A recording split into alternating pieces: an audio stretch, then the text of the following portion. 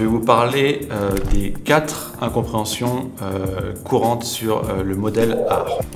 Je voudrais vous parler du modèle art, dont je parle tout le temps. D'ailleurs, il y a des gens même qui pensent que ça vient de moi, qui m'envoient des messages alors que non, pas du tout. Ça vient de Dave McClure en 2007. C'est un framework qui modélise la croissance d'une activité, n'importe laquelle. Ça veut dire acquisition, activation, rétention, recommandation et revenu. Acquisition, les gens arrivent. Activation, ils comprennent la valeur ajoutée. Rétention, ils reviennent. Recommandation, ils en parlent autour d'eux.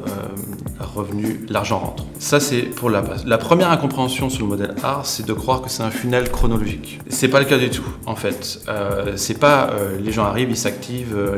En fait, c'est des étapes qui sont importantes qu'on peut appliquer comme ça, mais ce n'est pas le parcours client.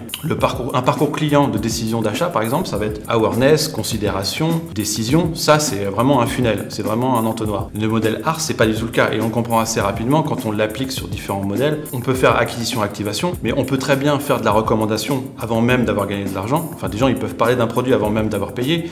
La rétention, du coup, ça va être dans le temps. Le referral peut se placer n'importe où. Le revenu, la monétisation d'une audience, la monétisation d'un client, d'un utilisateur, elle peut se placer n'importe où aussi, c'est pas chronologique du tout. Pour ceux qui utilisent le art avec le A de awareness au début, évidemment, moi je suis pas du tout d'accord parce qu'en fait ils ont mixé le funnel chronologique de décision d'achat, awareness, considération, décision, et ils l'ont mixé avec le funnel art en croyant que le funnel art est un funnel chronologique. Après, c'est Growth Tribe qui a fait ça, la première fois que j'ai vu. C'était vachement bien vu, franchement. C'était une bonne idée. En fait, l'idée c'est de créer un concept, c'est-à-dire que tu prends un concept existant, tu le modifies un petit peu pour être un peu propriétaire d'un nouveau concept. Ça s'appelle de la mécanisation, et je trouve que c'est un bon moyen de step up en termes de création de contenu. C'est-à-dire qu'au lieu de dire voilà, il y a ce modèle art qui existe et on l'utilise comme ça, ils disent attendez-nous, on va rajouter awareness, et c'est super malin, et ça marche quand le modèle art est chronologique. Maintenant, c'est pas le cas pour toutes les activités, donc ça c'est vraiment la première incompréhension. Deuxième incompréhension, ça va être plus rapide. Il y a des gens qui vont croire qu'il faut l'attaquer de cette façon-là, donc c'est-à-dire qu'il faut commencer par faire de l'acquisition, qu'après il faut faire de l'activation.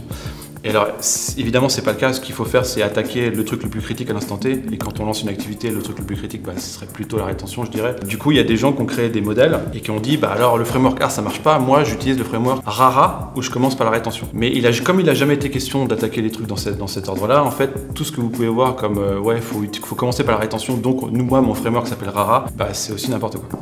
Troisième problème d'interprétation avec le modèle art, c'est de voir ça en silo et de le traiter en silo. On va dire, voilà, il y a acquisition, il y a rétention, et du coup, on va donner à ce département-là la rétention, on va se donner à ce département-là l'acquisition, et du coup, ils vont reporter sur des trucs qui sont que par rapport à leur silo. Et ça, c'est un vrai problème parce qu'il faut voir l'expérience client dans son ensemble. On va avoir des boucles de croissance qui vont se mettre en place, qui vont être à cheval sur plusieurs étapes. Donc, en fait, le meilleur moyen pour créer des problèmes de croissance, c'est quand on va siloter, qu'on va dire à des gens en acquisition, débrouille-toi, mais augmente-moi l'acquisition. Toujours un moyen d'augmenter l'acquisition, c'est facile, mais est-ce que ces gens-là vont rester dans le temps? Est-ce qu'ils vont faire grossir l'activité ou pas? Ou est-ce qu'on fait juste rentrer plus de gens qui vont payer one shot, se barrer après? Voilà, donc ça c'est un autre problème avec le modèle art. Et la quatrième incompréhension, c'est pas vraiment une incompréhension, c'est juste moi ma définition du terme produit. C'est-à-dire que le modèle art, il va s'appliquer donc sur une activité commerciale. Bien souvent, les gens vont l'appliquer sur un produit, donc par exemple sur un SaaS. Et en fait, moi j'ai une définition du produit qui est l'ensemble de l'expérience utilisateur. Donc si on prend le produit comme étant l'ensemble de l'expérience utilisateur, eh bien le modèle art est censé s'appliquer à tous les niveaux.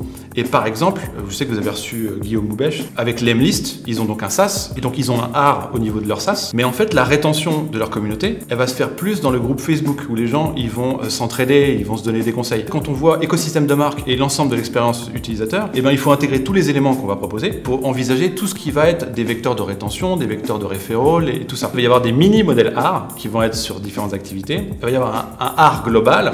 Et ce qu'il faut comprendre, c'est que tout va marcher ensemble et la rétention dans le groupe Facebook va évidemment influer sur la rétention globale de l'activité. Dernière incompréhension sur le modèle art, c'est de rester ça sur un produit, sur le produit, c'est-à-dire la core feature, alors qu'il faut voir le produit dans l'ensemble de l'expérience client et donc de l'écosystème de marque.